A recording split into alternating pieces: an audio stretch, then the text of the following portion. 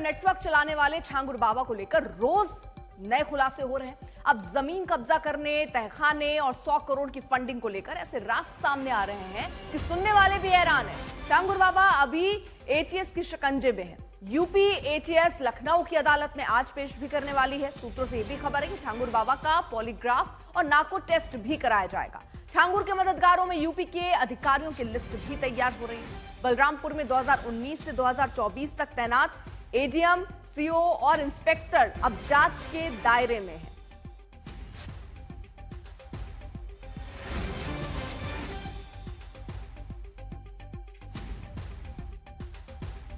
अब आपको ये तस्वीरें हम जरा दिखाते हैं, कैसे ये साम्राज्य जो है वो फैला हुआ था, कैसे इस पर एक्शन चला है और अभी भी बहुत सारे राज हैं जो बेपर्दा होने बाकी हैं। छांगुर की कोठी में किस तरह से बाहर ताला लगा, अंदर तहखाने थे और अंदर कई ऐसी चीजें मिली जिसको लेकर अब जांच चल रही है। हिंदू विरोधी साजिश पर भी खुलासा हुआ है, विदेशी फंडिंग पर खुलासा हुआ है। अब बताया जा रहा है कि पॉलीग्राफ और नार्को टेस्ट भी हो सकता है। लव जिहाद का इसने पूरा प्लान बनाया था।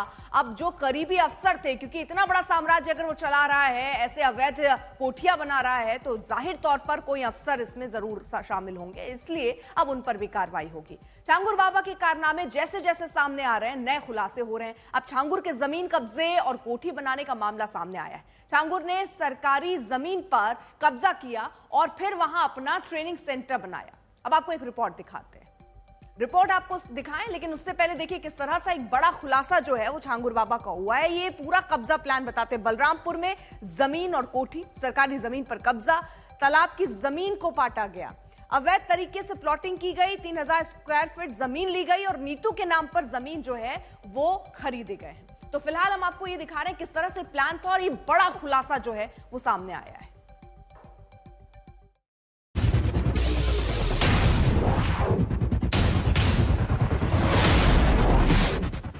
सरकारी जमीन पर कब्जा, दस्तावेजों से हेराफेरी और विदेशी फंडिंग से करोड़ों के कोठी का निर्माण। छांगुर बाबा के पापलू की कहानी में कई ऐसे तार हैं जिसने पूरे सिस्टम को हिलाकर रख दिया है। धर्मांतरण मामले में मुख्य आरोपी जमालुद्दीन उर्फ छांगुर बाबा पर अब सरकारी जमीन कब्जा करने और दस्तावेजों में हेराफेरी जैसे गंभीर आरोप सामने आ रहे हैं।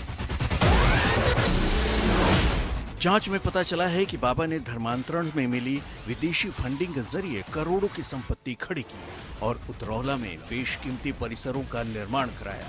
जानकारी के मुताबिक कुंडवा तालाब को पहले पाट दिया गया, फिर सरकारी कागजों में हेराफेरी कराकर उस जमीन पर करीब 30,000 स्क्वायर फीट की अवैध प्लॉटिंग शुरू कर दी। अब छांगुर बाबा की इस कोठी पर नजर दौड़ाइए। ये भी कब्जे वाली कोठी है। इन आलीशान कोठियों का नामो निशान तो मिट गया, लेकिन उसकी साजिश की कहानियां खत्म नहीं हो रही हैं। इमारतों की टूटी दीवारों में दफन कहानियां हैरान करने वाली है। इसमें साजिश है, झूठ है, लालच है, नफरत और छल कपट है, जिसका सिर्फ और सिर्फ एक मकसद है, धर्मांतरण, और इन सब के पीछे है अवैध कब्जा। इस खेल के लिए पूरा सिस्टम काम कर रहा था, जिसके तार सीमा पार से जुड़े हुए थे। करोड़ों की फंडिंग होती थी, प्लानिंग होती थी और फिर ब्रेन वॉश का पूरा जाल बिछाया जाता था और ये सब इस कोठी से चलता था। कोठी में ट्रेनिंग सेंटर था जिसके कब्जे के बाद तैयार किया गया था। इसी कोठी में ट्रेनिंग सेंटर चल रहा था।